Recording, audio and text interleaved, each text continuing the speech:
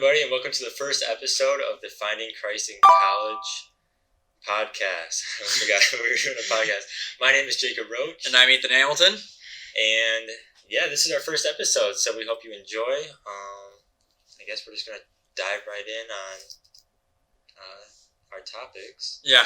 So essentially what this podcast is and our mission, it's to bring college kids, college students in general who are Catholic or even Christian for that matter, closer to Christ, especially in public institutions where it can be really hard to keep the faith, to even stand up for the faith, especially with, all that's going on in this day and age. And that's our goal, just to help you, to challenge you, to give you tips how to defend the faith and all that. Yeah. So yeah, we both kind of just came up with the idea of, hey, we've always both wanted to do a podcast, and then Ethan was actually on one for our campus here. We both go to Ferris State University. Go Dogs. Whoop, whoop. And we both just have met through the Newman Center and known each other for about a year, and we were just like, hey, we should just totally do this. We both wanted to do it. It seemed like a lot of fun, and so we just decided, like, hey, let's just do this. So this isn't going to be a typical, just la-di-da-di-da podcast. We're going to get down and dirty and deep into the hard topics, and we're going to, it's not good just to be comfortable in your faith. You need to be uncomfortable. So we're going to go through the hard stuff and address it. We're going to have a few guest speakers. We're hoping to have one each week. So we'll see how that goes, and yeah, I guess we're just gonna, kind of dive into our first part. Yeah. Okay. For Lent. So essentially, going back on what he was saying before we go back into Lent, I should say, talking about the hard things and being uncomfortable. Essentially, being uncomfortable is what provokes ideas, provokes action, if you will. If you see something on campus that goes against the faith, it should provoke you inside and really challenge your beliefs and act on it. That's what we're trying to do, is help you to do that, be more comfortable with being uncomfortable and prompting you to stand up for the faith. But should I go on to Lent? We're going on to Lent. Sounds good. So when we first kind of we're thinking about ideas for the podcast, we're like, okay, but we've got to have a good, but fun first episode. And so we kind of decided to start with Lent because, obviously almost every Catholic knows what Lent is, and even those outside of the Catholic faith have probably heard of Lent. So for those of you who are watching that don't know, Lent is basically a modern day, I wouldn't say celebration, but more of it'd be kind of, I don't know what word I'm looking for. Celebration. I would put it celebration. I'd say more of preparation. Yes, it's like before Easter. Mm-hmm. So it basically represents the 40 days that 40 days and 40 nights that Jesus was in the desert being tempted by the devil. I read somewhere, or I think I heard somewhere, that Lent was actually adopted by Catholics. It was never really anything like that was said in the Bible. I think it was more of someone's like, oh, well, Jesus did this, so I want to do this, and so it was kind of picked up. I probably should have done a little more research on that, but I did look. It's okay. It's first podcast. Yeah, first podcast. It's an icebreaker, people. Yeah. We're getting we're getting there. We're getting there. It'll get better. All right. But the one thing I did look up, because I was really intrigued, and I had heard of this, but I wasn't sure, was the amount of days that are in Lent. Do you know how many days there are in Lent? Let's see. Well, I know it's Sundays don't count and the Triduum doesn't count. Am I right? Yeah. On that one? So basically it's 47 days between Ash Wednesday and Easter Sunday. 47 days total, yeah. Yeah, which is, so it's it's kind of funny because I've, I guess, heard people that are like, oh, 40 days of getting it. And it's actually, it's longer. I didn't know until probably last year or 2 years ago that it was more than 40 days.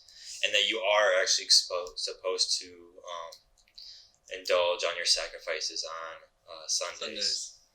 Yeah. It's nice. Yeah, it is really nice. It is nice on Sundays. So if you haven't been indulging on Sundays, do it. Get to it.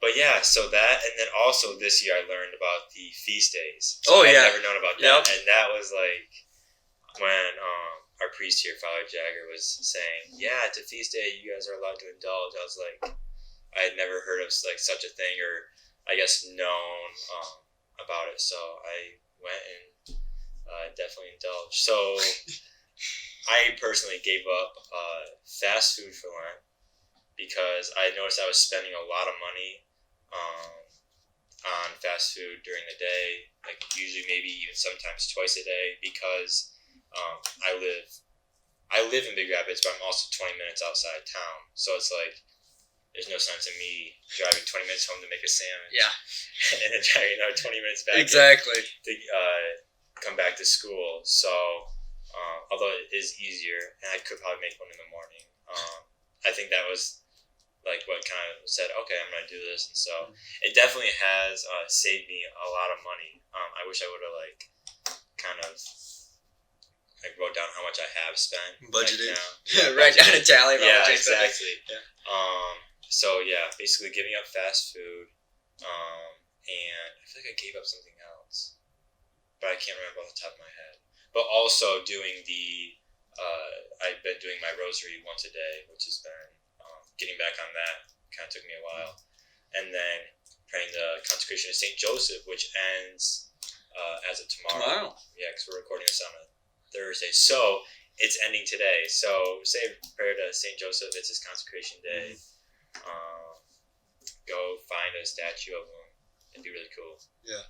No, if you have not done the consecration of Saint Joseph, I would totally recommend it. Saint Joseph, I feel, isn't really known. And kind of not really as respected as much, not respected, but I guess appreciated as much as he should be. Like I don't know if you have the book. We don't have a book around here, do we? I can run and grab it really fast. We could, or we can just put a picture up on the thing. I mean, you know what? Here, this is what we're gonna do. Yeah, we'll just flip it around. We're gonna pull up a picture on the internet. Consecration, but anyway, it's describing what it is. It's a 33 day kind of a journey, if you will, just growing closer to Saint Joseph and learning about just the wondrous things he does for our faith, for us, and how he helps us grow closer to Christ. So I don't know if you can see this. This is really this is as best we can get. But anyway, I'll put a link down in the description. We'll put a link in the description. But yeah, it kind of just there's a lot of information in it. Yeah, I know. Yeah. So I mean, you had done it before previous, but this was my first year of doing it, and crazy eye opener. Just all the stories and just all of like the little, I guess, connections that you never really hear about to Saint Joseph, to the rest of the Holy Family, and they really dive in deep to a lot of other saints such as JP2, Saint Andre, I think it's Bendetti. It starts with the B. I know what you're talking about. I loved his passage about it too, because he actually helped found the I can't think of it now. The shrine in or Canada somewhere, isn't it? Yeah, Montreal. Yeah, so I knew it was somewhere in Canada. But yeah, so reading about those two, because there's multiple, probably close to 100 different saint passages throughout. Oh yeah, like testimonies and stuff. Testimonies, and so that is really cool because you get kind of their touch of Saint Joseph, and really that's how the Saint Joseph has become really popular. Is a lot of saints are now consecrating themselves and devoting themselves to Saint Joseph, and really just bringing awareness around it, which is beautiful because if you read it, you'll definitely understand. It's such a beautiful journey to go on. You can learn a lot from it, and there's just the staircase. If you haven't looked it up, look up the Staircase of St. Joseph, which was built for There was a bunch of sisters that A bunch of wanted it for sisters. the church or whatever, because they didn't have any way to get up to the like I don't know what they call it. choir. They call it the choir deck. Yeah. But But yeah. So they basically, because they had too many pews, because they were filling up their church, and so they couldn't get up there.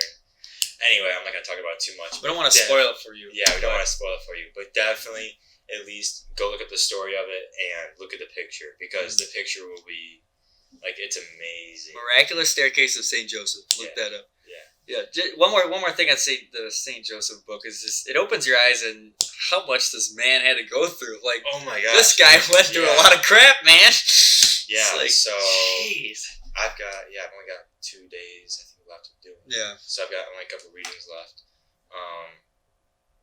But yeah, it really is, and it makes sense because it's like, just how like God prepared him, and they talk about why he wanted to leave the Holy Family, and everyone's like theories on it, and then not out of shame, but like he's like, geez, these people are too holy for me. Yeah, it's like I know. I can't possibly do right, this. which is so humbling. Which I really? believe that's like the reason why he they talk about it. Like I said, read the book. Yeah. And then because you can do it. I think like 7 times a year. 7 Yeah. or 8. Like there's different, basically 33-day segments. So where that you start on a certain day and then you end on one of his Significant days. But yeah, we're kind of cruising through this. I know. So we got to think of some more stuff to talk about. Back on Lent. Back on that. Well, yeah. So yeah, what did you give up? Well, okay, so I gave up. What did I give up? I gave up social media because that thing is just. Well, that's Lola in the background. Lola's the Father Jager's dog. She's an OG. But OG means original, so I don't know if I describe her as an OG, but she's a dog. But yeah, so I gave up social media because that's a big distraction in my life. Like I'll be doing homework or whatever, and then all of a sudden, well, I got a notification. Let me go pop up. But yeah, I eliminated that, and it's been great. I'm saying it's great. It helped me focus more on my homework and kind of just be in the moment, if you will. Just kind of be present rather than just putting myself in this superficial world, this distraction. Another thing I gave up, well, actually I really didn't give up, I added this onto my day, is just ensuring that I spend at least a half hour to an hour every day in prayer, spiritual reading, just acknowledging God's presence and kind of just reaching out to Him. There's Lola. Let's see if I can grab her. Oh, geez, Our first guest. Our first guest, Lola dog. She's got a diaper on right now because she's in her doggy cycle. But yeah, that's Lola. See you, girl. I think she's gonna hang out with us for a bit. So you see her crawling around. But yeah, I've been doing spiritual reading, like the Consecration of St. Joseph, and the little black book for Lent. I love doing that because it's just short little excerpts from the week's gospel or the weekend's gospel, and just provide some silent reflection for that. And then my last thing is I've been fasting, so only one meal a day, and I can have a little snack or whatever because I run, so I gotta have some energy. But that just kind of, the purpose of that is just to acknowledge God's presence constantly, and I think especially as a college student, you kind of tend to forget that He's there with all the crap going on in your day and stuff, just the schoolwork, the social stuff. With me, I run cross country and track, and just everything else. So just that kind of hunger, if you will, just reminds me that I'm doing this for God. I'm doing this to acknowledge His presence, His everything that He does for me in my life, and that I should act as a child of God. Yeah. So, quick Lent story that I have. So, last year, I guess I should backtrack even more. So, right now I'm the secretary on the e-board for Newman Center. And last year I was on the e-board help. I basically kind of never found, or no, I shouldn't say never found, but I never really connected well with the church in high school. I went to a public high school instead of a Catholic high school like Ethan did. Yep. So I was kind of exposed to falling into sin a little bit more, which, I mean, I think is huge. I think you definitely need to address that. I guess that you are a sinner within yourself. Oh, yeah. But it's like, for me, I don't hide shame from it. It's like, I know I am. Yeah. But I also hope to use the lessons that I've learned to help others. Oh, yeah. So I kind of, I've talked to Ethan about that a couple times before, about other matters. But anyway, where was I? So, oh yeah. So I'm on the e-board right now. I'm the treasurer, and I'm planning on being on it again next year, hopefully. But basically, I met Kyle and Evan. I met a lot of people when I came back because I attended Sunday Mass my first semester here, but I was never like coming to the Wednesday night masses or any of the events. And so Father was like, I'd really like you to be on the e-board. Like, why don't you come to the Sunday Mass and the student supper in the middle of a meeting after? I'm like, okay. And so that's how I got roped in. That was like second semester of my freshman year. So last year just started. And yeah, it was a huge blessing in my life. Definitely brought me back to church. I've grown so much since I've been on it. But anyway, that first night I had met basically Kyle, who's the president right now, and Evan, who's the community chair. And they had a huge impact on my life because I had never met guys that had like loved sports but were also like hardcore Catholics. Oh, yeah. And it's so cool because you, like, the people that you've been looking for your whole life just apparently like out of the blue just showed up. And so it's just like, it was such a cool thing for me to have and be able to like grow in. Well, anyway, so Lent came around last year and Kyle's like, I'm like, oh, so Kyle, what are you doing for Lent? And he's like, oh, I'm doing, and he had like a bunch of different things. He did have a big list. He had a big list. I was surprised. And I mean, I will have Kyle on here at some point. He's an amazing guy. You'll love Kyle. You'll love Kyle. He's great. But anyway, so it's like, oh, I'm like, well, I gotta do this now. Yeah. So I get this whole list. I'm like, all right, I'm gonna do this. I'm gonna do this. I'm gonna do this. And yeah, it was probably the hardest like Lenten season I'd ever done.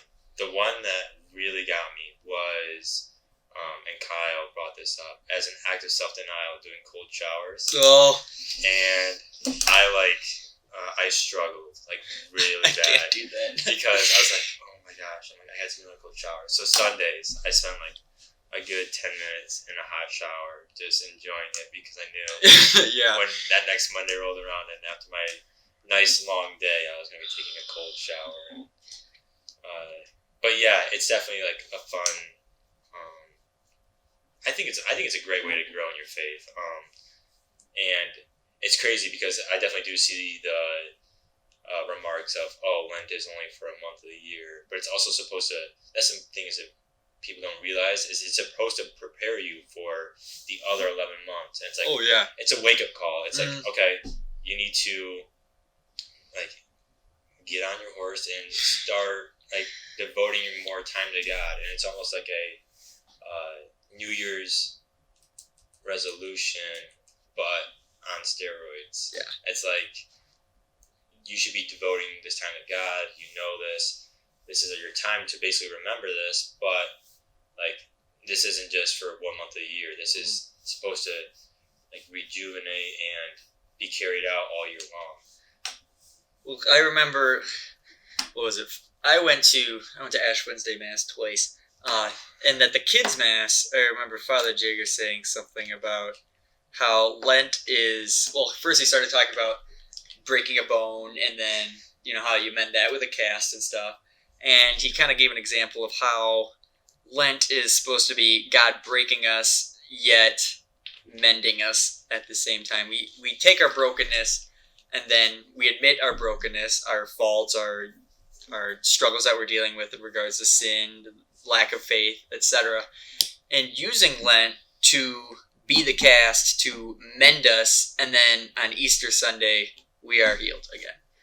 And I think that's kind of the beautiful thing about Lent, is that it allows us to really kind of expose ourselves for being, you know, sinners and just having all these faults, and going into a deeper humility and just using that to grow closer to Christ and becoming a better person, not only for a year, a couple months, or just for the Easter season, but really for the rest of your life in general. Yeah. So we're getting close to our closing time. We're hoping, just a quick kind of preview into next week's podcast. We're hoping to have a student special guest. We haven't decided who yet, but we'll probably give like a sneak peek probably next Monday or Tuesday on who it's going to be. But just because we're closing on Lent, what is the craziest Lenten sacrifice you've heard of? Craziest? Besides Exodus 90, because that one is absolutely that. So yeah, you know what that is. Do you want to explain to them what Exodus 90 is, or it's kind of clever? I'm really not too familiar. I'm not too really familiar on it. I know that it's kind of something you do every day, obviously, but what, don't you have to wake up at like really early? It's so I don't, like I said, I haven't looked. I've looked up a little bit of it because I know a couple things. I know like you're supposed to do it as a group of people, and it's so our priest wanted us to do it with him this year, and I was just like, Father, I don't know about this because it's like it's hard, like it's tough, and I'm hoping maybe next year I can work up the courage to do it because it takes a lot to do. I know it's like you have to work out an hour a day. You just a certain amount of prayer every day. There we go. We got how it works. Mm-hmm. So Exodus 90 is a 90-day spiritual experience for men based on the 3 pillars: prayer, asceticism, and fraternity. All 3 of these pillars are essential aspects of the Christian life. So, prayer, if we click on that. We'll also leave a link to this in the description for any men that feel inclined to do this. I don't think it's just for, like, you can do it outside of Lent. Oh, yeah, definitely. Like, for sure. And there's also, we'll do some research, and hopefully we'll have a link below for this, for the other one too, but there is, I can't remember what it's called, but they also have a female version of it. So if you have a group of girls that want to do it, it's a huge faith builder. So like I said, like daily holy hour. Yeah, it says 20 minutes of silent prayer and actively listening to the Lord. You'll be accompanied by a daily reflection, and then that's under prayer. Asceticism, in accord with this, the disciplines for prayer and fraternity, the following: you take short, cold showers, practice regular, intense exercise, get a full night's of sleep, abstain from alcohol, abstain from dessert and sweets. Oh gosh, abstain from video games and television. Yeah, I heard that you can watch 1 hour of TV a week, but it has to be on a certain day and with the whole group that you're doing it with. So obviously, if you're doing it by yourself, so everybody's got to watch television together. Wow, so it's like don't fight over the remote or anything. Only use mobile devices for essential communications. Only use computer for essential tasks. Only listen to music that lifts the soul for God. Wow. Take Wednesdays and Fridays as days of fasting, abstain from meat, and only eat 1 full meal. Wow. Fraternity. So I haven't looked into this one too much. Oh yeah, the weekly meetings. Yeah. Check in with your anchor daily. So I think, isn't the anchor like your leader? Yeah. And wow. Yeah. So it's an absolutely insane program. Like I said, we'll leave the link to it in the description below. But I think we're about at our time spot. So I think it's a pretty good first podcast. We just want to thank you for watching. Yeah, thank you for joining. This is, as Lee said, this is our first podcast. It's getting better. We're gonna get the ropes of this, if you will. And I mean, obviously, this may not what it looks like all the time. There may be another setup, so things are gonna change. Just bear with us. But we'll have more guests, more topics to come up with. I mean, even if you have any suggestions for future topics, leave it in the description below. Down below. And we'll have social media accounts up and all that stuff in the coming days, or maybe even by the time we upload this. We don't know yet. Everything's up in the air, but we're pretty busy people. This is like we'll decide every hour what we're going to do. essentially. And then we'll plan out for the next hour and then just go from there. But yeah, so we're hoping to kind of release on who we're going to have as our special guest next week. And then on the Instagram page, we'll be releasing that, as well as maybe, I was thinking about doing like a question thing. That way they can ask questions that we Like can ask the guest. Oh, a question thread, like Yeah. what they want to ask. Yeah, so we could probably leave like the topic of the discussion, the guest, and what they want to ask the guest. Right. And because we'll provide like a little excerpt from the guest. Wow, Yeah. that's a good idea actually. Yeah. So bear with us; it'll get better. We'll figure it out. God bless you all. Stay strong in the faith, and keep praying to Jesus. Yeah. Bye, guys.